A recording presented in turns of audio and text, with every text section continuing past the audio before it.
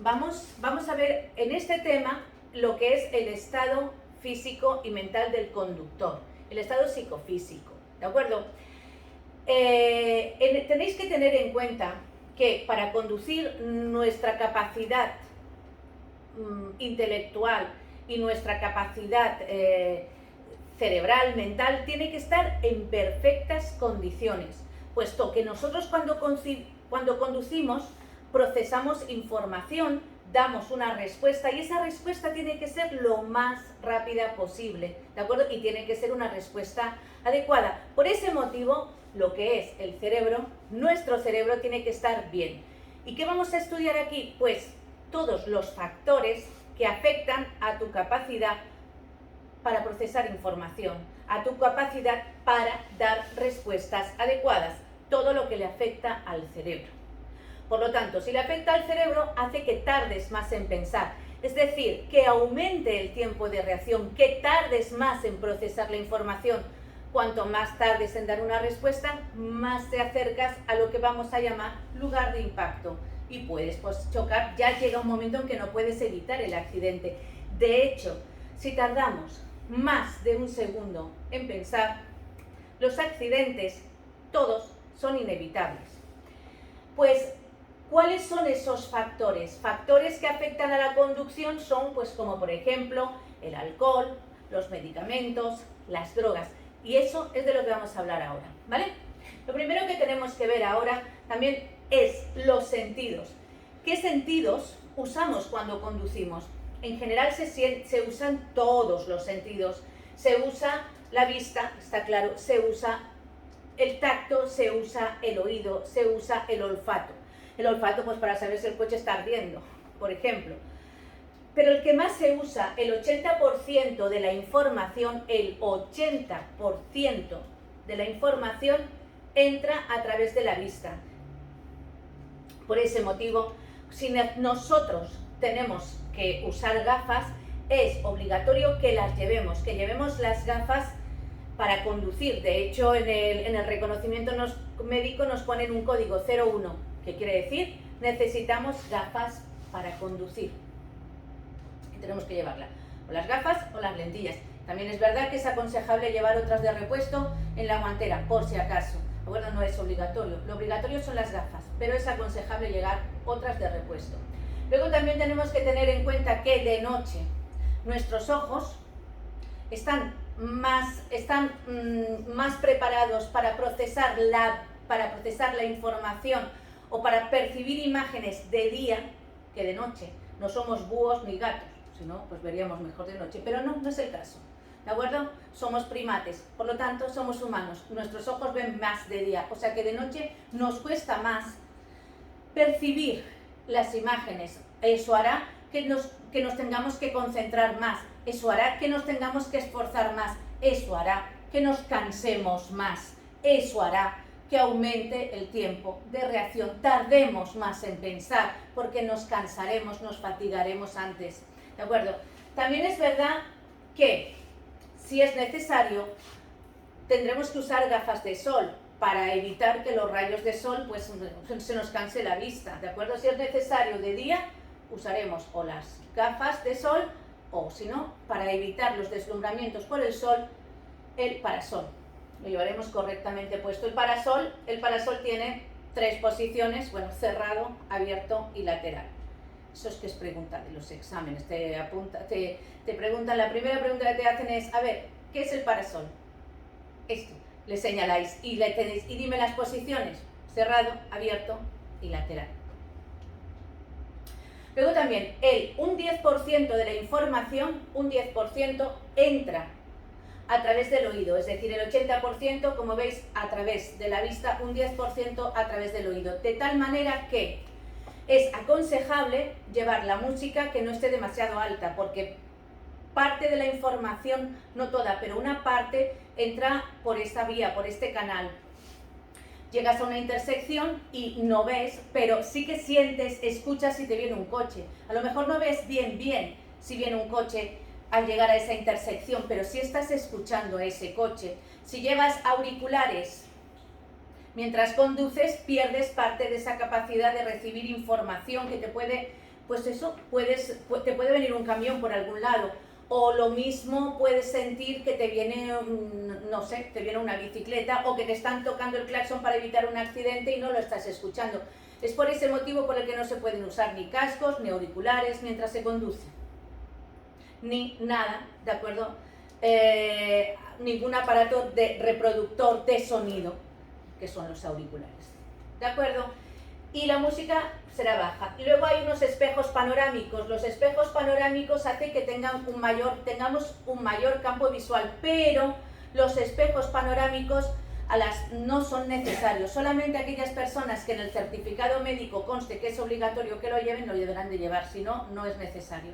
¿Vale? Los espejos panorámicos no sustituyen ningún tipo de la obligación, es decir, los espejos de un coche son obligatorios, el de dentro y el de la izquierda. No por el llevar el panorámico te sustituye la obligación de llevar cualquier otro tipo de espejo.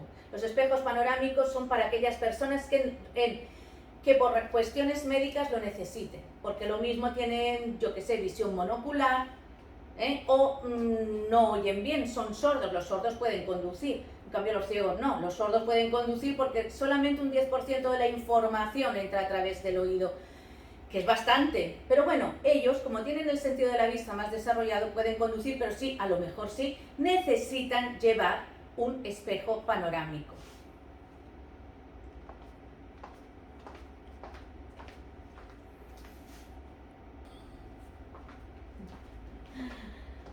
Aquí tenemos un espejo panorámico, ¿de acuerdo? Este espejo no sustituye la obligación. Por el hecho de tener este espejo, no quiere decir... ¿Qué? ¿Qué? No se ve el espejo desde la cámara. Ah, vale. Aquí lo tenéis. ¿Vale? Este espejo solamente lo tienen que llevar aquellas personas que en el reconocimiento médico le tengan puesto que tiene que usarlo. ¿De acuerdo? Pero no todos los demás conductores. Si queréis ponerlo, lo ponéis, pero no es obligatorio ponerlo. Lo que sí que os digo una cosa. Si en el reconocimiento médico os dicen que tenéis que llevarlo, acordaros de decirlo en la autoescuela, porque vosotros sí que tenéis que llevarlo mientras aprendéis a conducir.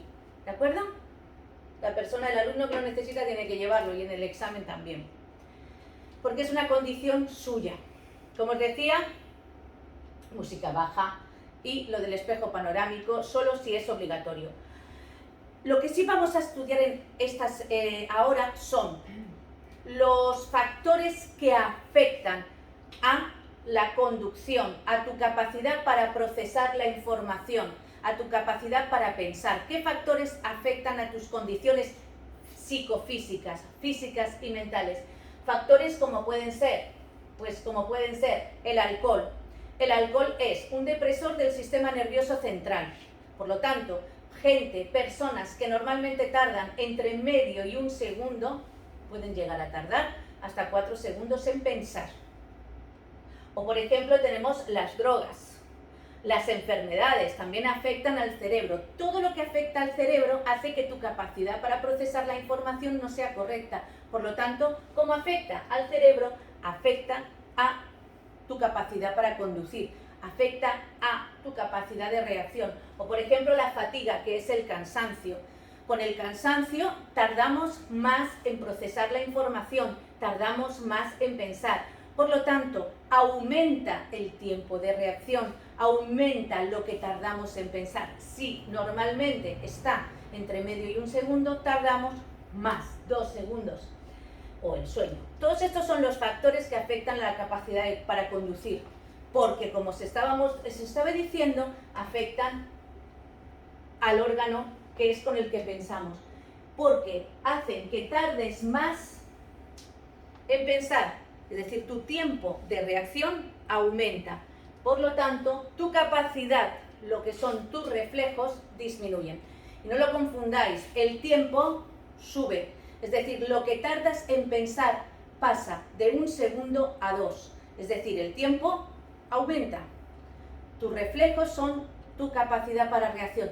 Lo que son tus reflejos disminuye. El tiempo aumenta, la capacidad disminuye. No lo confundáis, porque eso cuando os lo preguntan en los test, vosotros con muy buena intención queréis decir, no, Yo cuando tomo alcohol, mi capacidad de reacción es... La capacidad aumenta, pues no, la capacidad disminuye, tiempo aumenta. Queréis decirlo bien, pero con estos conceptos os confundís. Capacidad disminuye, tiempo aumenta, ¿vale? ¿Qué ocurre? ¿Qué ocurre si mi tiempo aumenta? Si mi tiempo de reacción aumenta, pues que cuando yo voy conduciendo, el coche no está parado. El coche sigue andando.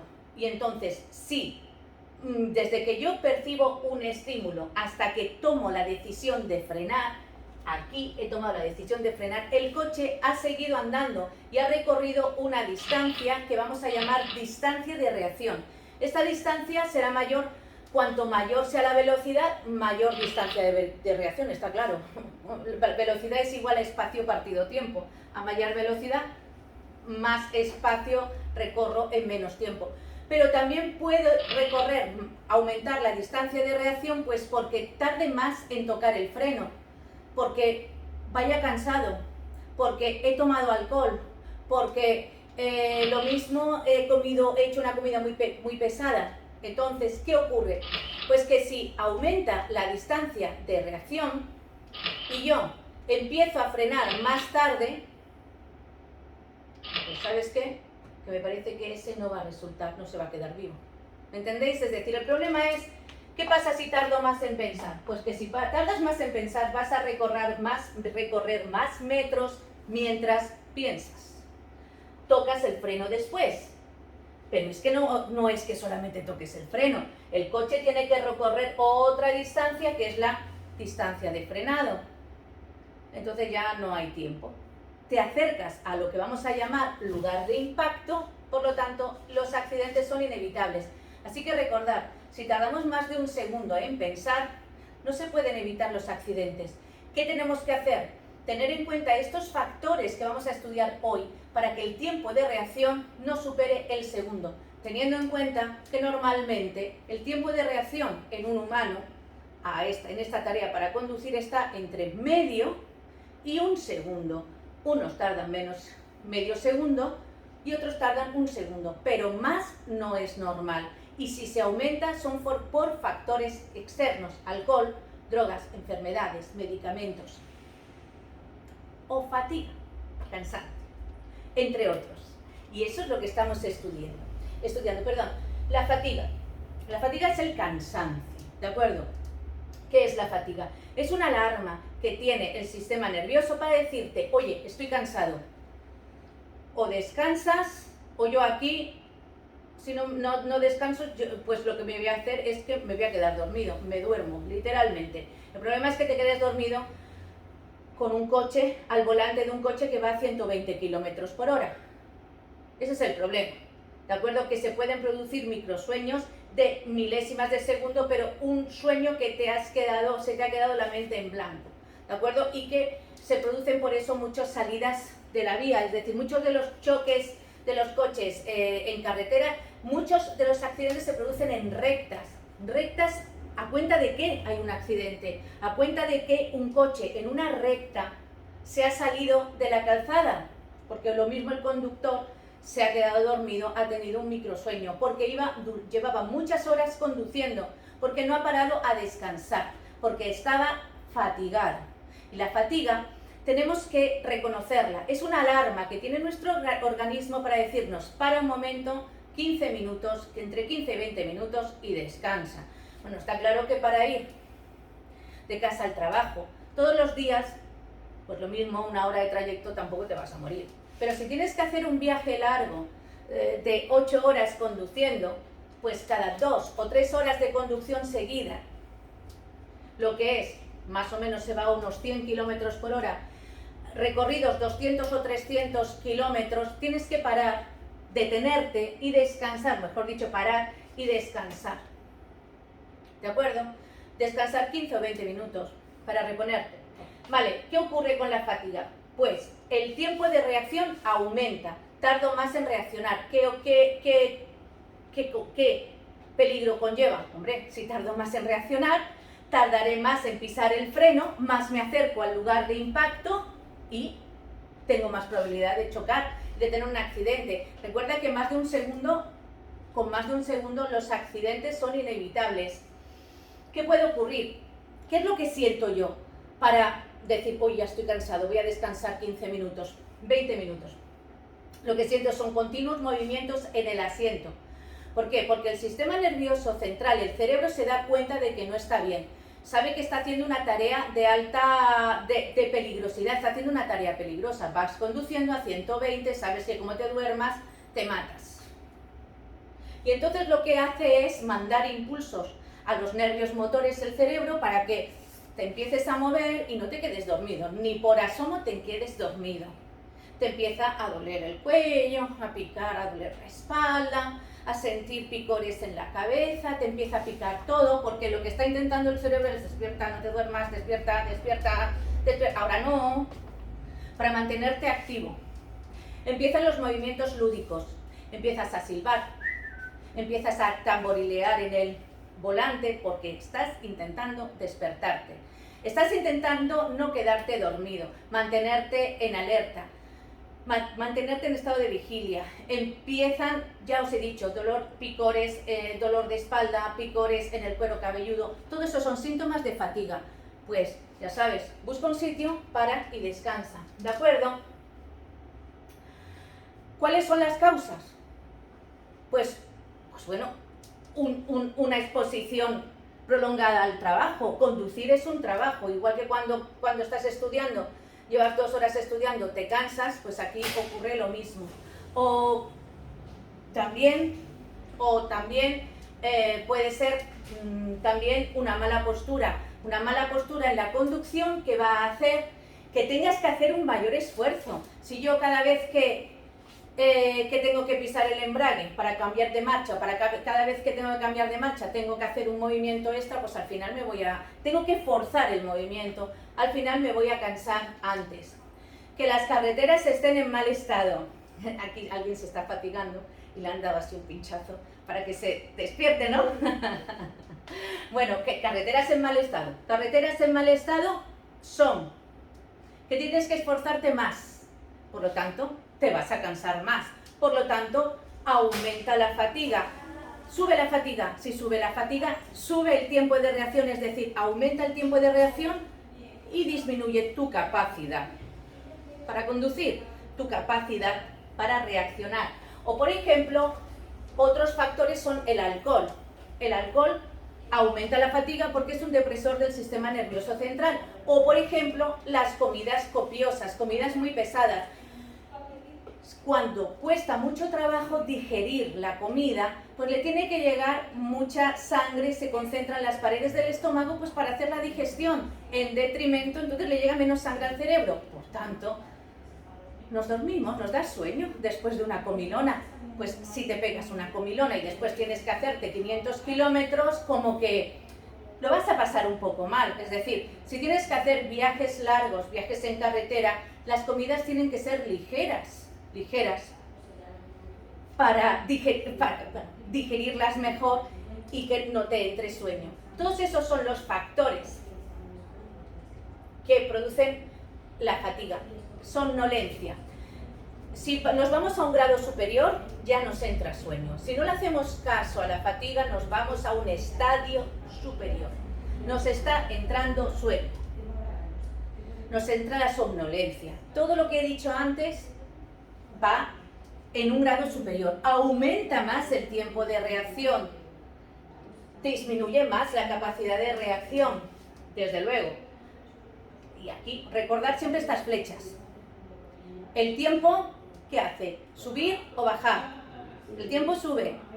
La capacidad, que son los reflejos que hacen, baja. ¿De acuerdo? El tiempo sube, la capacidad disminuye. La capacidad de reacción. Todo en mayor nivel. Y si no le hacemos caso a la somnolencia, ya nos entra el sueño. Con el sueño ya se producen pues factores mayores, por ejemplo, se produce una mayor relajación, se produce más confusión y mayor, si vas conduciendo con sueño, se produce también mayor agresividad. ¿De acuerdo? El sueño, que te dé sueño, ¿Por qué motivo se produce? Primero, por no haber descansado, ¿vale? Te quedas dormido. O también se puede producir el sueño porque no duermes bien por la noche. Hay gente, entonces, a la hora de coger el coche, estás muy cansado. Estás muy cansado y va a aumentar el tiempo de reacción. Por descansar poco.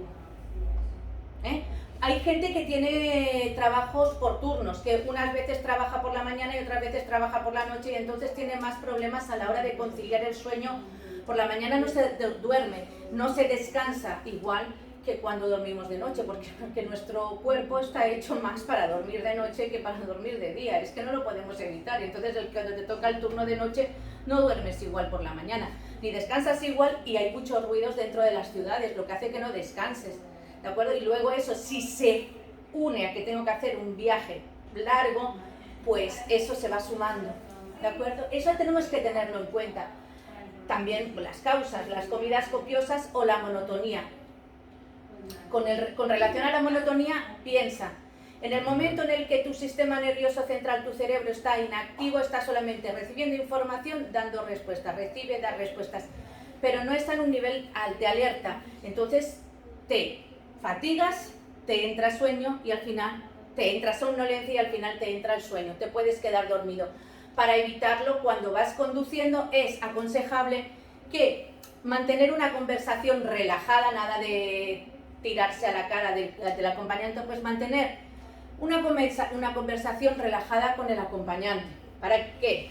Mantener el sistema nervioso activo. El hecho de hablar hace que estés más activo y no te quedes dormido. Luego también ocurre que si en un momento determinado, cuando la conversación se corta porque el conductor se queda dormido, el acompañante rápidamente se da cuenta de que no le responde y entonces le dice despierta. ¿De acuerdo? Es decir, es aconsejable. También es aconsejable llevar la música no demasiado alta, pero para mantenerse un poquito más despierto. ¿De acuerdo? Y remedios. Desde luego que para combatir el sueño lo mejor es parar y descansar. Parar, estaciona cada 200 o 300 kilómetros tenemos que parar. Es decir, cada 2 o 3 horas de conducción seguida se descansa. Es aconsejable. Tomar agua para mantenerte, para tener el cuerpo hidratado. ¿De acuerdo? Es también, si es posible, tomarse algún que otro café. Ten en cuenta que el café, el exceso de la cafeína también puede tener efectos negativos. Si estás acostumbrado a tomarte tu café diario, pues te tienes que tomar tu café diario, pero no quieras que con la cafeína tomarte 5 cafés te vas a mantener alerta. Mejor es mantener el cuerpo o el cerebro bien nutrido, pues sobre todo con azúcar y también pues con fruta, es decir, tomar fruta porque es lo que más antes, digamos, entra en el organismo. Y como se estaba diciendo, descansar, mojarte la cara de vez en cuando, la cabeza, el cuello y la cara para mantenerte espabilado y llevar el vehículo ventilado para que haya suficiente oxígeno para que le llegue bien al cerebro. ¿Vale? Y pasamos a otro punto que vamos a estudiar aquí, el alcohol. Como os decía, el alcohol afecta negativamente a la conducción. Como os he dicho, es un depresor del sistema nervioso central, ¿de acuerdo? Y ¿qué ocurre? Pues que no todo el mundo, hay unos factores que afectan a la capacidad para conducir, pero hay unas tasas de alcoholemia, hay unos límites con los cuales ya no se puede conducir, porque ya se altera tanto la capacidad para procesar la información que mejor que no cojas el coche. Desde luego que la tasa, esos límites de los que hablamos se llaman tasas de alcoholemia. La tasa de alcoholemia mejor para conducir es la 0,0, como la SIM. 0,0 puntos, ahora mejor tasa. A ver, nuestra tasa de alcohol en este país es 0,5 para los conductores expertos, 0,3 para los conductores profesionales, menos alcohol, y conductores noveles, 0,3 gramos de alcohol por litro de sangre, 0,3 gramos por cada litro de sangre. Pero esas tasas 0,5 para los expertos no profesionales, 0,3 para los noveles y profesionales. No todo el mundo llegan a los 0,5 o a los 0,3 a la par. Hay muchos factores que afectan para que llegues a los 0,5 o a los 3, que son esos factores que afectan a la hora de llegar a la tasa de alcoholemia. Son, pues, por ejemplo, la edad. No es lo mismo cómo le afecta el alcohol a un menor de 16 años que sus células todavía no están hechas para combatir el alcohol, y cómo le afecta a un mayor de 65 años que sus células ya tampoco están preparadas. No es lo mismo que cómo le afecta el alcohol a una persona de entre 25 o más. Pero los de menos de 16 y más de 65 se multiplica por 16 los efectos del alcohol. El peso, esa tasa de alcoholemia de 0,5 o 0,3 no llega igual, no llega a la par una persona más delgada, que le afecta más, que una persona más gruesa. Por ejemplo, el sexo, el género, no es lo mismo un hombre que le afecta menos que, por ejemplo, una mujer, porque el hombre tiene un cuerpo más fuerte. O, por ejemplo, tenemos la costumbre. La costumbre a la hora de tomar el alcohol, pues no es lo mismo cómo le afecta el alcohol al cerebro de una persona que todos los días se toma 3 cañas o 2 cañas a una persona que apenas toma alcohol. No es lo mismo. O, por ejemplo, el estado, es decir, el estado, ¿cómo te lo tomas? Es decir, no es lo mismo tomarte el alcohol a solas que estar depende de las expectativas, que si estás de fiesta, que te sube mucho más. O cómo estás tú anímicamente, un día que has aprobado el carnet, por ejemplo. ¿De acuerdo? Que te afecta mucho más. También depende mucho de si son bebidas, si son alcoholes, por ejemplo, de si son la cerveza, ¿de acuerdo? O si te tomas algún tipo de ron, que te sube mucho más. ¿De acuerdo? ¿Y qué ocurre? ¿Qué efectos tiene el alcohol? Bueno, los efectos del alcohol, sobre todo, lo primero es que aumenta el tiempo de reacción. Cuidado, que no es que te lo suba un segundo, es que puedes llegar a tardar hasta 4 segundos mientras procesas la información. Que un segundo a 100 por hora, en un segundo un coche recorre 28 metros. Que 28 metros, bueno, pues son como en una ciudad, entre 2 farolas suele haber 25 metros. Pues multiplica esos 28 metros por 4. Puedes recorrer en 4 segundos un campo de fútbol. Es como si durante 4 segundos fueras con los ojos cerrados, a 100 por hora, sin pensar, sin hacer nada, sin tocar el freno, sin mover el volante, esperando solamente a chocar. Pues eso es lo que produce el alcohol. Aumenta el tiempo de reacción, por lo tanto, disminuye drásticamente la capacidad para conducir. Aumenta el tiempo, reduce la capacidad. Se produce la visión túnel. Aumenta el tiempo, recordad, ¿el tiempo qué era? ¿Sube o baja? Sube. Y la capacidad baja. Que pensar, si normalmente puedo recorro este espacio mientras pienso.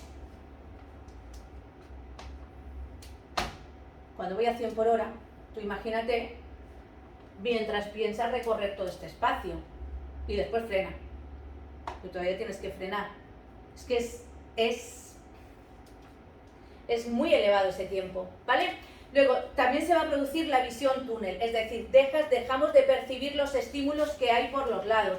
Es como si fuéramos en un túnel y solamente vemos la información que tenemos al fondo. No nos da tiempo a procesar la información que nos viene por los lados, que esto cuando conduces es necesario, porque yo voy conduciendo y estoy viendo la pelota que se está cruzando y el niño, y calculo el lugar de impacto, y antes de que llegue el niño a la calzada yo ya estoy tocando el freno. ¿Por qué? Porque lo he visto con la visión periférica. Imagínate que no tenga visión periférica, porque como voy bajo los efectos del alcohol solamente miro como si fuera en un catalejo, como si mirara a través de un catalejo. Perdemos la capacidad para percibir las señales. Es que no las vemos. ni sentimos la velocidad propia, porque nos valoramos menos la percepción, percibimos menos el riesgo al que vamos, y además es que muchas de las señales no las vemos, y eso se sobrevaloran las capacidades personales, lo que hace que nuestra conducción sea más agresiva y más insegura. O sea, que la tasa de alcohol es 0,0, ¿vale? Lo ideal. Pero claro, ¿quién pone una tasa de alcohol 0,0? El gobierno que ponga una tasa de alcohol 0,0, a eso no le vota más, ese no vuelve a salir en las elecciones futuras ni en muchas generaciones y en siglos. ¿Quién es capaz de poner una tasa de 0,0? Bueno, los países nórdicos la tienen, vale. Aquí pues no puede ser, no es por nada, sencillamente es por nuestra cultura. ¿De acuerdo? Entonces, ¿qué ocurre? La tasa de alcohol para los conductores normales, pero sería no profesionales, es 0,5 gramos de alcohol por litro de sangre. Para los conductores normales, perdón, noveles, que sois durante 2 años, es la de los profesionales, o sea, la vuestra durante 2 años es la de los profesionales, sería 0,3 gramos de alcohol por litro de sangre. Pero claro, a ti te hacen un control de alcoholemia. Cuando a ti te hacen un control de alcoholemia, te dan el alto, control de alcoholemia, te paras. La policía, perdona, no va a tener ahí una jeringuilla, te pone ahí, te saca la sangre ahí en medio, al lado de la carretera, te saca la sangre y mira cuánto alcohol tienes, cuánto alcohol puede que haya en cada litro de tu sangre. Pues parece que no. Pues entonces, lo que hace la policía es, en lugar de hacerte una prueba de alcoholemia, lo que hace es mirar, bueno, hace la prueba de alcoholemia, pero en lugar de hacerlo en un análisis de sangre, es verificar la cantidad de alcohol que tienes en el aire de los pulmones, porque el alcohol de nuestro cuerpo se elimina a través de 3 vías. Primero, principalmente se elimina a través de la orina, ¿de acuerdo? Principalmente. También se elimina a través del sudor y también se elimina a través de la respiración. Pero normalmente se elimina, digamos que el 80% del alcohol se elimina a través de la orina y un porcentaje bajo, un 10% así, se elimina a través de los pulmones, respirando. Entonces, lo que van a hacer cuando te hacen la prueba de alcoholemia mediante aire expirado es coger el alcohol que tienes, hacerte soplar, cogen el alcohol que tienes en el aire de los pulmones y el aparatito que se llama etilómetro lo controla, lo evalúa. Pero claro, las tasas de alcohol no son las mismas en aire que en sangre, porque no es lo mismo si aquí en la sangre tienes X, en el aire tienes Y. Lo que sí que hace el aparatito es hacer un cálculo matemático, punto. Si aquí tienes X, en el aire tienes Y. Esto es así, claro.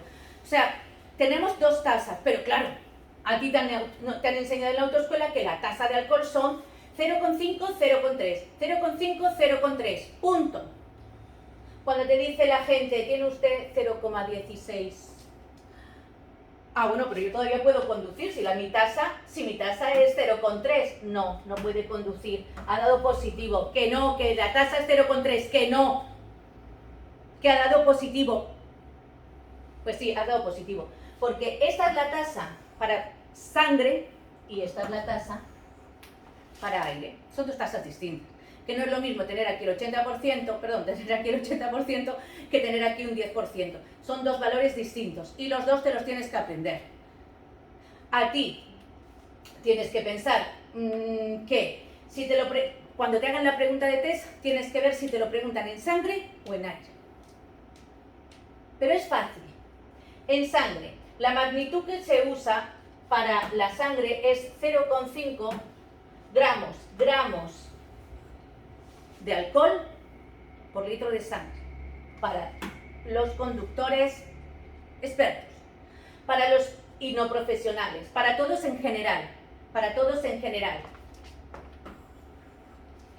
Para los noveles y los profesionales, menos alcohol, 0,3 gramos por litro de sangre.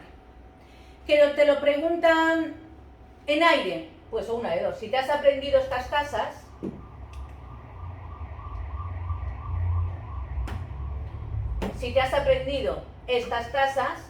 si para sangre es 0,5 y te lo preguntan en aire, divide entre 2, pues 0,50, la mitad es 0,25. En aire 0,25. En lugar de ser gramos, en aire es miligramos. Para la tasa de 0,30, la equivalente por la mitad de 30, que es 15, pues 0,15 miligramos. O al revés. Es decir, podéis empezar aprendiendo, os aprendéis la tasa directamente en aire, que sería 25 y 15. 0,25 miligramos. Y para los profesionales y noveles, 0,15. Y multiplicas por 2. ¿Vale? Podéis aprenderos una de las dos, o en sangre o en aire. Yo, como me lo saqué hace muchos años el carnet de conducir, entonces solamente eran las tasas, te las tenías que aprender en sangre. Entonces, claro, yo me las sé en sangre y lo que hago es que divido, porque me salen en sangre, ¿de acuerdo? Pero si sois vosotros, aprenderosla en aire, que siempre acaban en 0,25, 0,15, ¿de acuerdo? Si te la aprendes en aire, 0,25 miligramos, que en sangre equivale a 0,5 gramos.